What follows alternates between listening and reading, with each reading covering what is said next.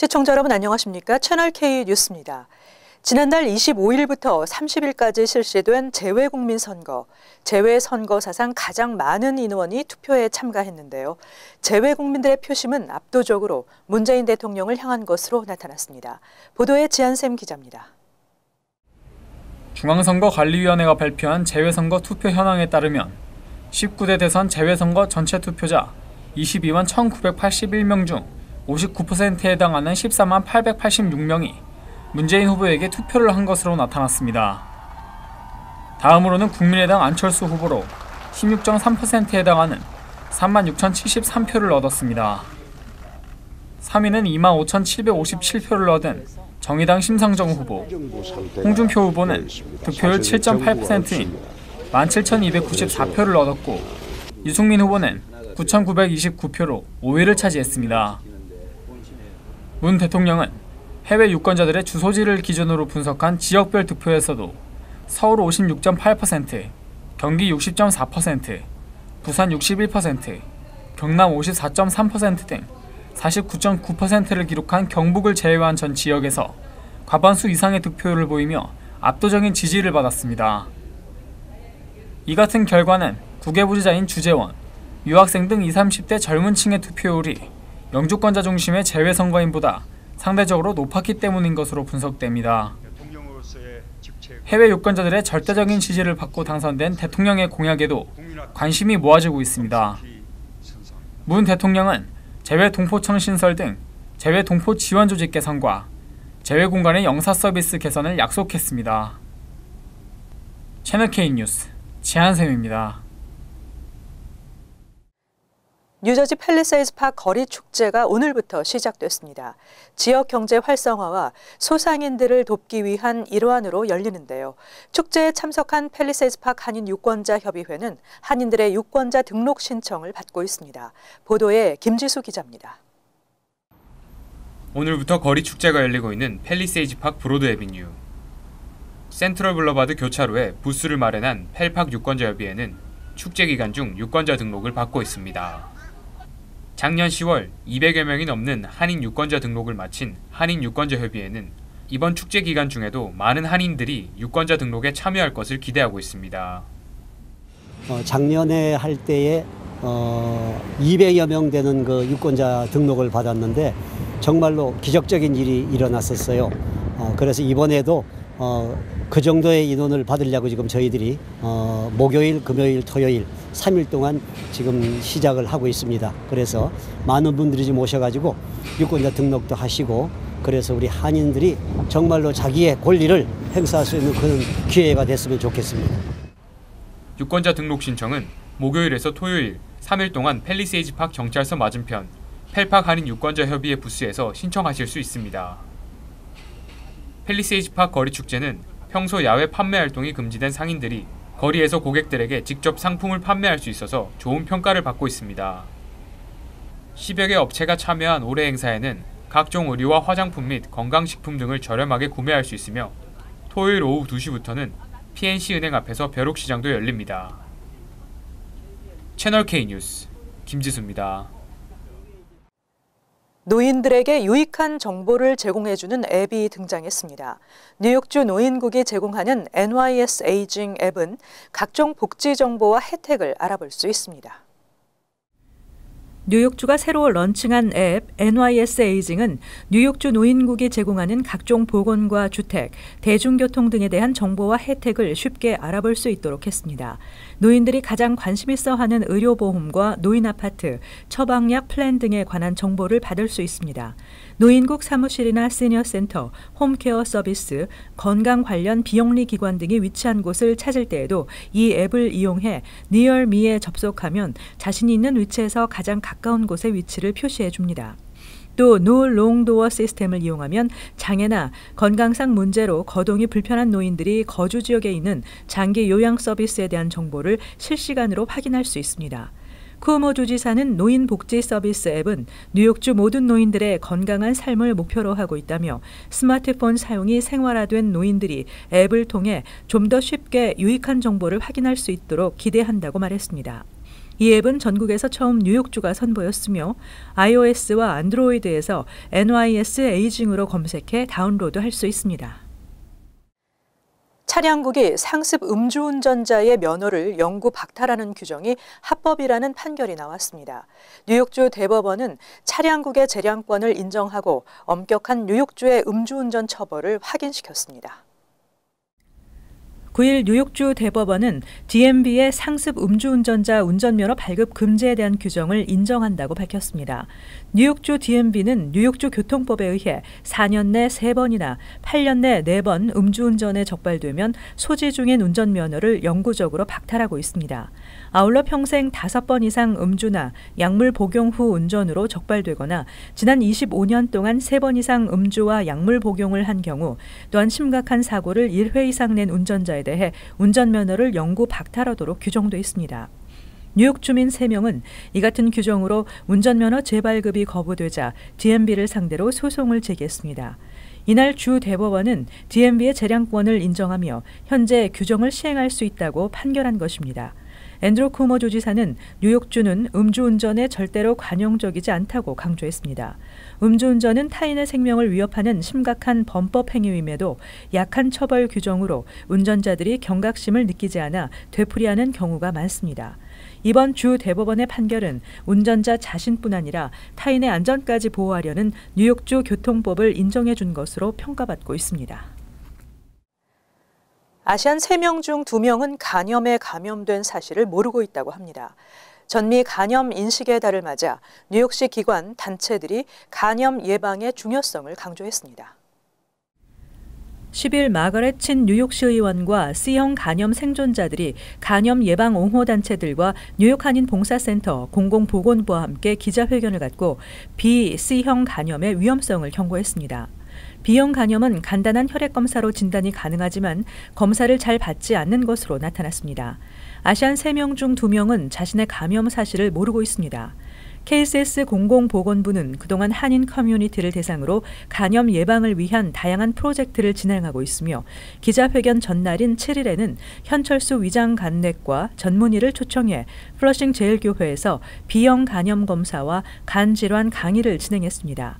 사라킴 KCS 공공보건부 부장은 뉴욕시 간염 예방 프로젝트는 먼저 소수계 이민자들의 간염 문제를 소홀히 하지 않는 것이라고 강조했습니다.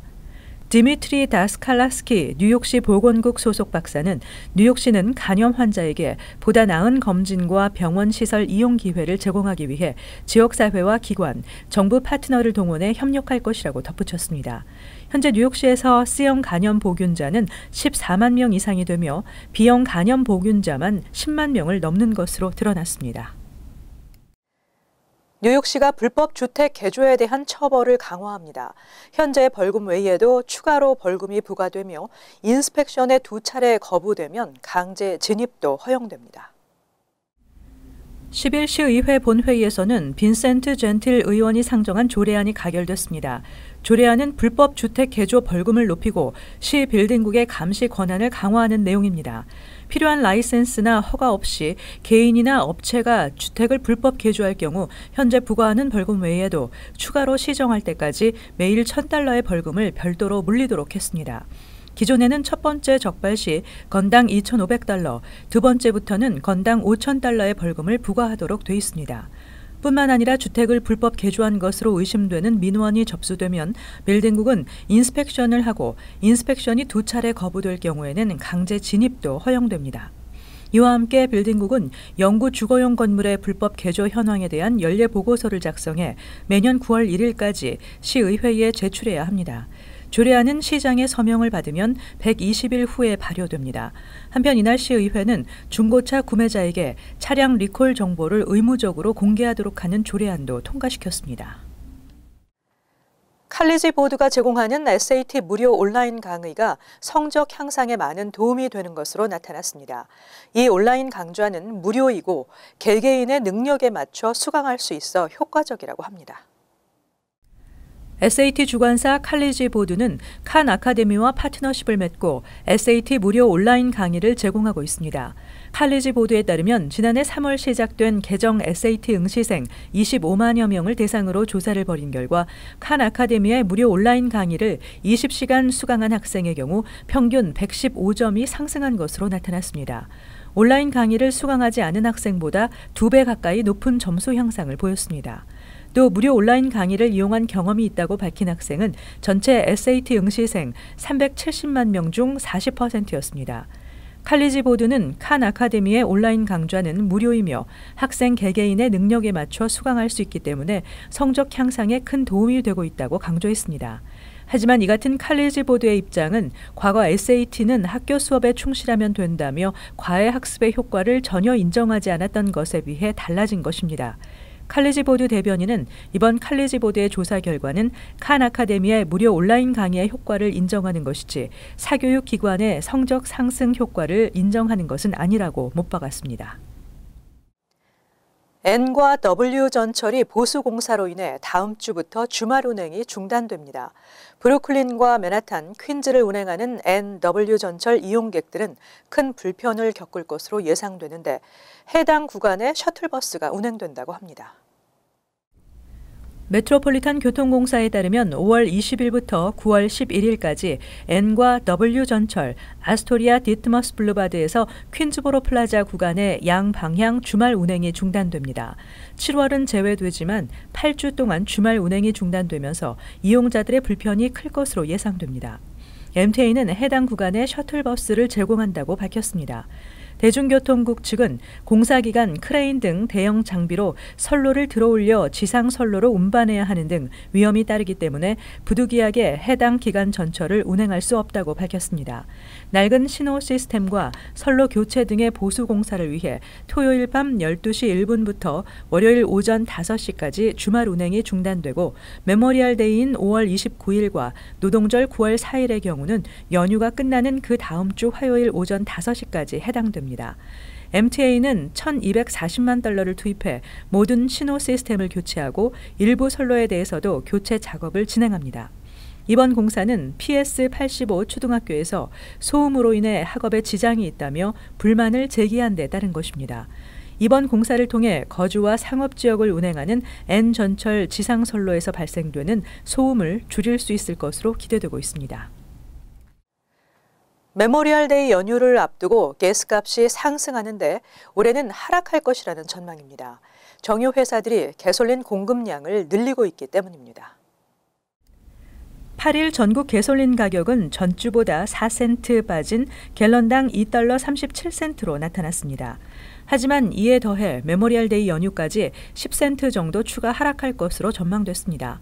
올해 초만 해도 애널리스트들은 메모리얼 데이 연휴에 전국 평균 가솔린 가격이 3달러대에 이를 것으로 예상했지만 이번에는 반대 현상이 예측되고 있습니다. 보통은 메모리얼 데이 연휴를 앞두고 가솔린 수요가 상승하면서 가스값도 상승합니다. 서부 텍사스산 원유는 올해 초만 해도 배럴당 55달러까지 올랐지만 4월 중순 이후 하락세로 돌아서 9일 46달러 21센트로 떨어졌습니다. 이처럼 국제 원유가가 하락하고 있음에도 미국의 셰일 원유 공급량은 계속 증가하고 러시아의 원유 수출도 늘고 있습니다. 석유 수출국 기구는 지난해 말 원유 감산에 합의했지만 이 합의마저 지속될 가능성은 높지 않습니다. 더욱이 오페크의 감산 합의 이후 정유 회사들은 가솔린 공급량을 꾸준히 늘리고 있습니다. 게스버디의 패드릭 대한 애널리스트는 5월이면 일반적으로 가스값이 크게 상승하는 시기지만 올해는 달라서 앞으로 1, 2주 동안 가스값 하락이 이어질 것이라고 말했습니다. 이어서 LA 지역 한인사회 소식입니다. 평균 수명 연장으로 노후의 안정적인 소득 확보의 중요성이 높아짐에 따라 사회보장연금 수령을 연기하는 사람들이 늘어나고 있습니다. 자산 운용 전문 회사 피델리티는 올해 은퇴를 앞둔 55세에서 61세 근로자들을 대상으로 사회보장연금에 대한 지식 수준을 조사한 결과 사회보장연금 수령을 연기하는 것이 조기에 받는 것보다 더 많은 금액을 받을 수 있다고 답한 응답자의 수가 지난 2008년 조사 결과에 비해 절반 이상으로 증가했다고 전했습니다. 이에 대해 피델리 측은 조기 연금 수령은 미리 받는 대신에 연금액이 상당히 줄어들어 수급자들이 불이익을 당할 수 있다며 가능한 오랫동안 일을 하고 만기 은퇴의 나이까지 연금 수령을 늦춰 노후를 대비할 것을 권장했습니다. 수령 시기를 연장할 경우 66세 이후 70세까지 매년 8%의 상승된 금액을 수령할 수 있습니다. 한편 현재 만기 은퇴의 나이는 66세며 62세부터 조기 연금 수령이 가능합니다. LAX 부유층 전용 터미널 프라이빗 스윗이 공식적인 운영에 들어갔습니다. LA 공항 당국은 헐리우드 연예인, 유명 인사 등을 위한 부유층 전용 터미널 프라이빗 스위트를 오는 15일부터 본격 운영한다고 밝혔습니다. 프라이빗 스위트는 화려한 외관과 고급 호텔을 연상케 하는 내부 구조로 이용 고객들은 공항 측이 제공한 BMW 세단을 타고 항공기와 터미널을 이동할 수 있습니다. 또 일반 터미널과 떨어진 공항 활주로 안쪽에 위치해 있어 파파라치 등으로부터 사생활을 보호할 수 있으며 연방교통안전청 보안 검색 과정이 생략돼 시간 단축이 가능합니다. 한편 서비스 이용료는 회원가 기준 연회비 $7,500며 국내선의 경우 $2,700, 국제선은 $3,000가 추가됩니다. 이어서 간추린 소식입니다. 하원에서 북한의 외부 정보 유입을 확대하기 위한 초당적 법안이 발의됐습니다. 자유아시아 방송에 따르면 공화당 테드 요호 의원은 2017 권리와 지식 전파 증진법을 대표 발의하고 국무부가 대북 정보 유입 기기를 북한 주민들에게 직접 보내거나 이를 위한 자금을 지원할 수 있도록 했습니다. 새로운 정보 유입 기기와 방식을 개발하는 단체에는 자금을 지원할 수도 있습니다. 뉴저지주 차량국이 찾아가는 모바일 서비스를 운영합니다. 해당 서비스는 올 여름부터 주 전역 곳곳에 배치해 이용객들에게 편의를 제공하게 됩니다. 전산 시스템 오류 등으로 인해 업무가 갑자기 마비된 차량국에도 긴급 투입되고 각 타운에서 열리는 각종 행사에도 투입됩니다. 매달 말 면허증 갱신 등으로 북새통을 이루던 차량국의 서비스가 크게 개선될 것으로 기대됩니다. 최근 뉴저지주에서 간병인이 몸이 불편한 노인을 학대하는 행위가 증가하고 있습니다. 9일 뉴저지 주정부는 간병인들의 노인 학대를 예방하기 위해 세이프 케어 캠 프로그램을 확대하기로 했습니다. 개인 주택에만 허용됐던 카메라 설치를 널싱홈 등 요양시설에도 확대 설치할 수 있도록 했습니다. 또 간병인은 일을 하려면 반드시 주정부로부터 범죄 기록 조회를 마쳐야만 합니다. 뉴욕주 검찰은 10일 뉴욕시와 업스테이트 뉴욕을 중심으로 마약을 유통, 판매해온 30여 명을 일망타진했습니다. 이 중 한인 추정에 자니 이 씨가 포함된 것으로 알려졌습니다. 이들은 퀸즈와 브롱스, 맨하탄, 핑거레이크, 티아고, 톰틴스 카운티 등에서 헤로인 등의 마약을 대량 판매했습니다. 다음은 환율과 증권 소식입니다.